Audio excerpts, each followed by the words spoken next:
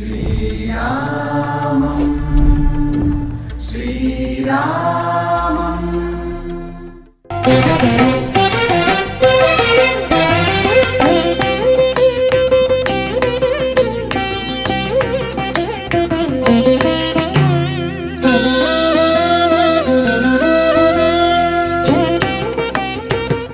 అయోధ్యలో రామ మందిర నిర్మాణంలో భాగంగా జరుగుతున్నటువంటి ఒక భవ్య దివ్య మందిర నిర్మాణం. రామలల్లా దర్శనం తర్వాత ఏ దర్శనీయ స్థలాలు ఉన్నాయి, చుట్టుపక్కల ఉన్నటువంటి ఏ ప్రాంతాలని దర్శించుకోవచ్చు అనుకుంటే అందులో ప్రధానంగా ప్రముఖంగా కనిపిస్తుంది నందిగ్రామ్. ఎస్, ఈ నందిగ్రామ్కి సంబంధించి చాలా కీలకమైనటువంటి అంశాలు ఉన్నాయి. అందులో ప్రధానంగా మనం మాట్లాడుకోవాలి, భరతుడు రామ లక్ష్మణులు సీతా సమేతంగా వనవాసానికి వెళ్ళినప్పుడు భరతుడు రాముడి పాదాలని తీసుకొచ్చి ఈ ప్రాంతంలోనే పెట్టి ఆ పాదుకలతో 14 సంవత్సరాలు ఎదురు చూశారు. ఈ ప్రాంతం నుంచే పాలన కూడా కొనసాగించారు. ఇక్కడ భరతుడు విశ్రమించారు, ఇక్కడ భరతుడు తపస్సు చేశాడు, ఇక్కడే భరతుడు పాదుకల్ని ఉంచి పాలన చేశాడు.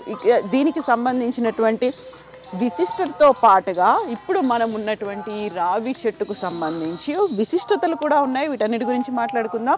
మనతో పాటుగా ఉన్నారు पंडित राम नारायण दास जी।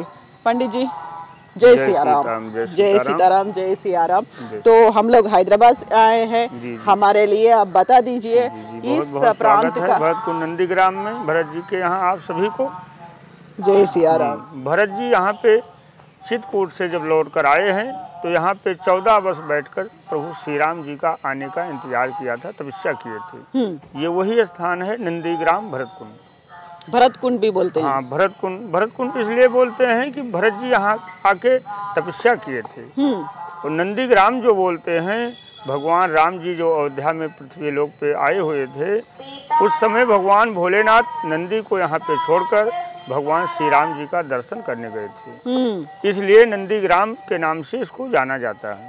और जब भरत जी आ गए तो भरतकुंड के नाम से जाना जाने लगा, इसलिए नंदीग्राम भरतकुंड के नाम से प्रसिद्ध है। यहाँ पे भगवान शिव जी जब नंदी को छोड़कर गए थे तो नंदी जी से कहा कि शाम तक जब लौटते हैं तो आपको लेकर चलेंगे, आप यहीं रहिए, नहीं आपको लेकर चलेंगे तो मालूम हो जाएगा कि भगवान भोलेनाथ कैलाश से अगर आए हैं तो कोई देवलोक से जरूर यहाँ पे आया होगा। इसलिए भगवान भोलेनाथ कैलाश छोड़कर यहाँ आए हैं दर्शन के लिए। तो इसलिए नंदी को यहाँ छुपा दिया। तो इस बहुत सारे गाथाएं हैं नंदीग्राम से लेकर। हम राम जी के बारे में सुने थे, लेकिन ये पहली बार है शिव जी के बारे में भी सुन रहे हैं। तो ఇక్కడ నందిగ్రామ్కి సంబంధించి 2 స్టోరీలు కనిపిస్తున్నాయి. ఒకటి రామాయణానికి సంబంధించి, అలాగే శివం వైష్ణవం అనేది, శివుడు కూడా ఇక్కడ తన నందిని వదిలి వెళ్ళాడు, అందువల్ల నందిగ్రామ్ అనేది వచ్చింది అనేది. శివకేశవులకు భేదం లేదు అంటారు, శివాయ విష్ణు రూపాయ విష్ణు రూపాయ శివాయ. సో ఇక్కడ ఆ 2 అనేవి కనిపిస్తున్నాయి. 2 గాథలు కూడా ఇక్కడ ఉన్నాయి. మనకు వెనకాల శ్రీరామ్ జానకి మాత మందిర్ ఉంది, అలాగే నందికి సంబంధించి శివాలయం కూడా ఉంది. కాబట్టి 2 ఉన్నాయి, 2 స్టోరీస్ అనేవి ఉన్నాయి. तो राम नारायण दास जी, बहुत सारे गाथाएं हैं, लेकिन नंदीग्राम के बारे में सोचे तो भरत जी याद आ रहे थे जी। तो नंदी जी यहाँ विमुख बैठे हुए हैं। हर जगह नंदी जी सन्मुख होते हैं, प्रभु श्री राम जी के सन्मुख बैठते हैं हाथ जोड़ के कि महाराज जी क्या आदेश है, कहाँ चलना है। बोला यहाँ पे वो विमुख हो गए, इसलिए भगवान भोलेनाथ यहाँ से पूरब हो गए। पूरब जाके भगवान श्री राम का दर्शन करने के लिए तो रास्ता में जब यहाँ से फिर आगे बढ़ते हैं तो साधु का भेष धारण कर लिया भगवान भोलेनाथ और काकभसून जी। तो वहाँ पे गए कि दर्शन कर लेंगे, आसानी से हो जाएगा, साधु के भेष में रहेंगे तो दर्शन करा देंगे कि मैया महात्मा जी आए हैं, प्रभु का दर्शन करा दें, आशीर्वाद मिल जाए। तो प्रभु ने कहा कि जब भगवान भोलेनाथ मेरे इस देव भी स्वयं भेष को बदल सकते हैं तो मुझे भी कुछ करना चाहिए, नहीं कैसे मालूम होगा कि भगवान नारायण पृथ्वी लोक पे आ गए। तो उन्होंने पहरे को इतना सख्त कर दिया कि 14 वर्ष भरत जी ने यहाँ तपस्या किया, उसी तरह भगवान शिव जी ने 6 महीना वहाँ पे उनको तपस्या भी करना पड़ा। जब रोज डेली सुबह उठें और दर्शन के लिए जाएं, शाम होते ही वापस चले आएं, दर्शन नहीं मिलता था, इतना पहरा सख्त हो गया प्रभु की कृपा से।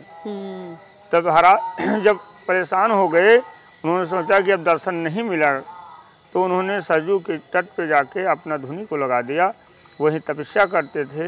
उनके काकभसून जो शिष्य थे वो कहते थे कि हमारे गुरुजी जो हैं काशी से आए हुए हैं, बहुत विद्वान पंडित हैं, ये कोई समस्याएं हैं तो आप इनका अपना हस्तरेखा दिखा के अपनी समस्याओं को तुरंत ही दूर कर सकते हैं। तो सभी अपने हस्तरेखा को देखते थे, दिखाते थे, उसके बाद में उनका निदान होता था। इसी प्रचार प्रसार से जब माता कौशल्या राजा दशरथ को मालूम हुआ कि हमारे नगर में इतना पहुँचे हुए संत आए हुए हैं गुरुजन, तो उन्होंने कहा कि क्यों ना उनको घर पे आदर से ले आ जाए, प्रभु श्री राम जी का भी हाथ देखेंगे और कुछ इनके समस्याएं जो हैं उनका निदान बताएंगे कि आगे चल के क्या इनकी जो है शैलियाँ।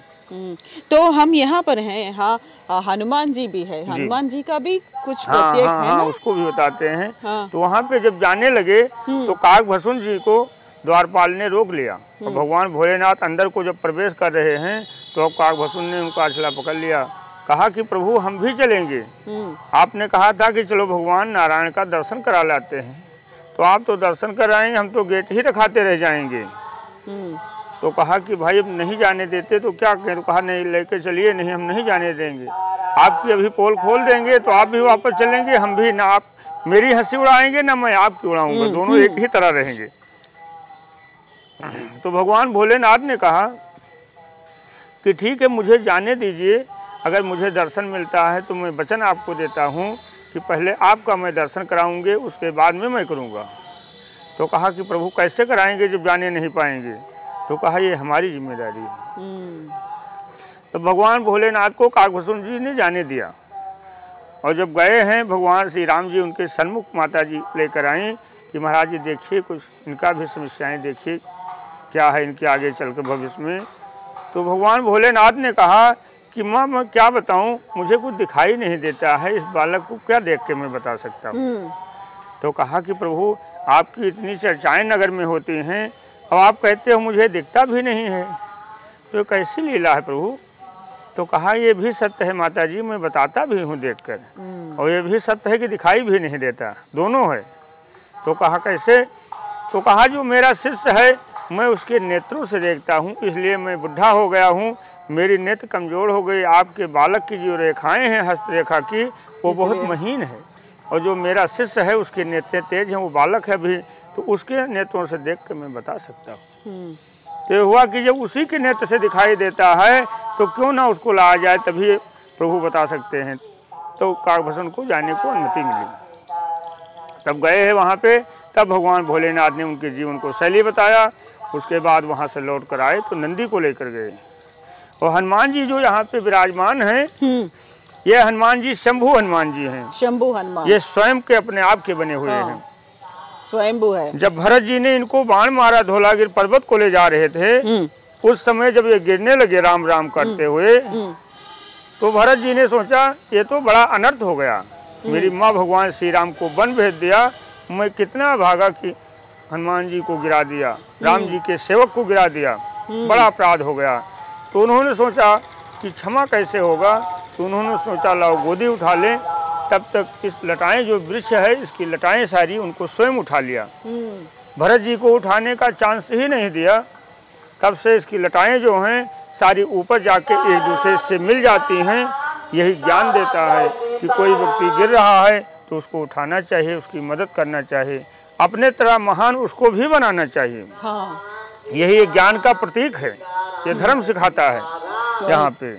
సో ఇక్కడ మనం మాట్లాడుకోవాల్సింది రెండు కీలకమైనటువంటి అంశాలు ఉన్నాయి. మనకి ఎదురుగా కనిపిస్తోంది స్వయంభూ ఆంజనేయ స్వామి. దీనికి సంబంధించి వేటకి వెళ్తున్నారు అంటే శ్రీరామచంద్ర ప్రభుని చూడడానికి, అలాగే సీతామాతని వెతుక్కుంటూ ఇక్కడ నుంచి హనుమంతుడు వెళ్తున్నప్పుడు భరతుడు ఆయన్ని కూలిస్తే అంటే బాణంతో కూల్చారు. అయితే ఆయన పడిపోకుండా ఇక్కడ ఉన్నటువంటి రావి చెట్టు కాపాడింది అనేది, అలా పైకి లిఫ్ట్ చేసింది రావి చెట్టు హనుమంతుడి విగ్రహాన్ని.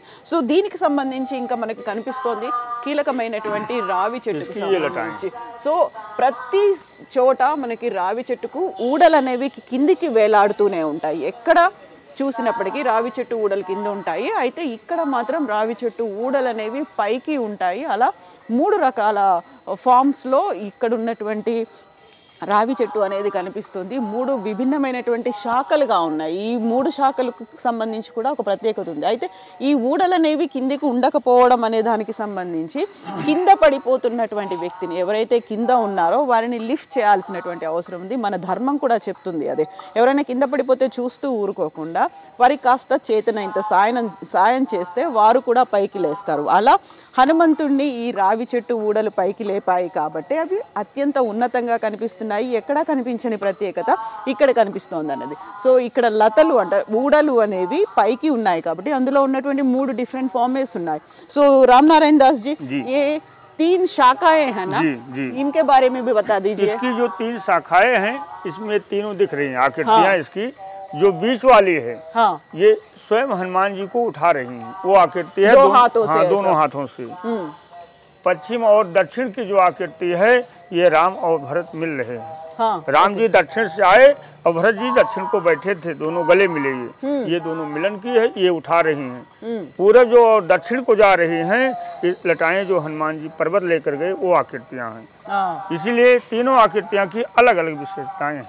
సో ఇక్కడ 3 శాఖలుగా కనిపిస్తున్నాయి. అందులో ప్రధానంగా కనిపిస్తుంది ఒక మధ్యలో ఉన్నటువంటి శాఖ, అది హనుమంతుణ్ణి పైకి 2 చేతులతో లిఫ్ట్ చేస్తున్నట్టుగా ఉన్నటువంటి శాఖ. అంటే కింద ఎవరైనా పడిపోతున్నప్పుడు మనం 2 చేతులతో లేపాల్సినటువంటి అవసరం ఉంది అన్నట్టుగా అవి 2 చేతుల్ని ప్రత్యేకంగా చూస్తున్నటువంటిది.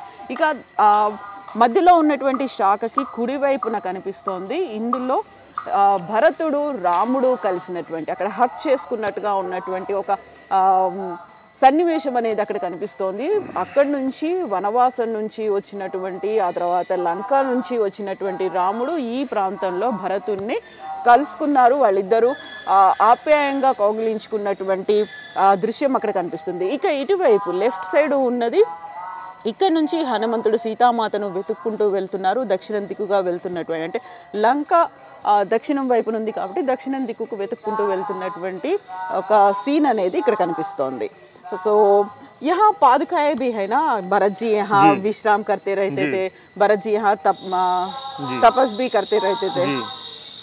भरत जी यहाँ पे तपस्या भी करते थे और विश्राम भी करते थे। जमीन को खोदकर उन्होंने गड्ढा बना के उसमें विश्राम करते थे। इसलिए कि भगवान भरत जी जब राम जी को चित्रकूट मनाने गए थे वहाँ पे देखा प्रभु श्री राम जी जो बट वृक्ष के नीचे जमीन पे कुशे का आसन लगाकर वहाँ पे विश्राम किए थे।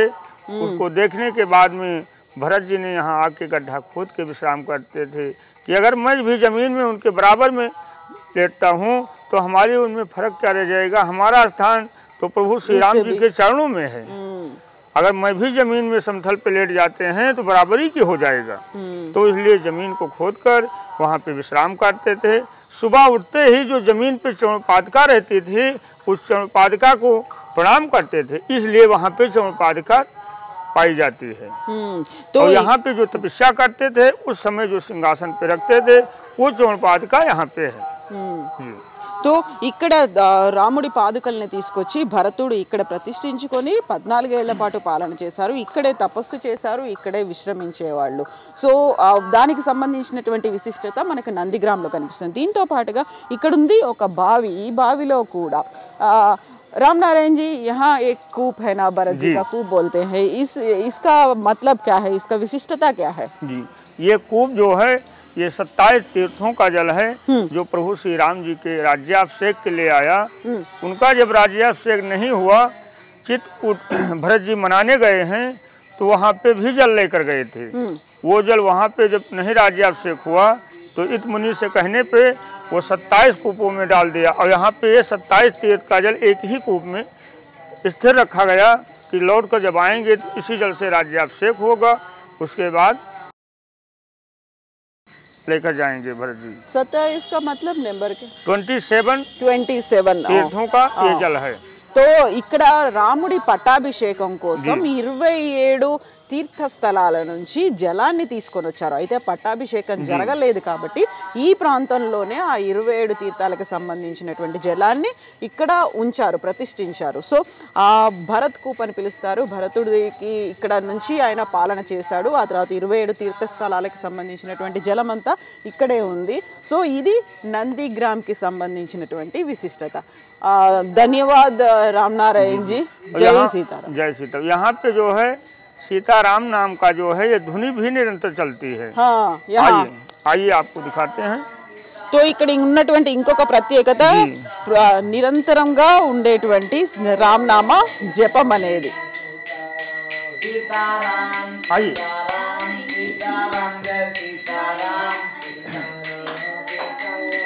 यहाँ पे जो है ये सीताराम नाम जो है जो निरंतर चलता है। भरत जी ने जो 14 वर्ष तपस्या किया था उसी के उपलक्ष्य में 14 वर्ष के लिए संकल्प किया गया कि 14 वर्ष अगर सीताराम नाम जब चलेगा तो पुनः राम जन्मभूमि बन जाएगी, राम राज पुनः स्थापित हो जाएगा। तो 14 वर्ष के लिए संकल्प किया गया। 14 महीना पूरा होते ही राम जन्म का आदेश हुआ, बनने लगा। पूरे संसार में ही राम राज आ गया।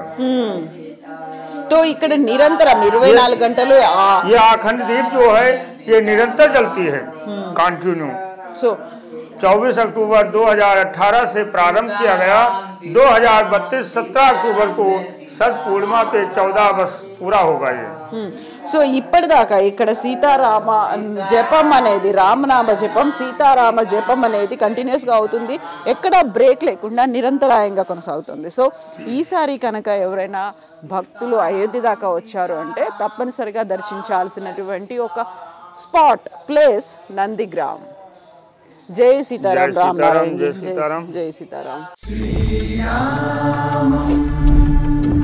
श्रीराम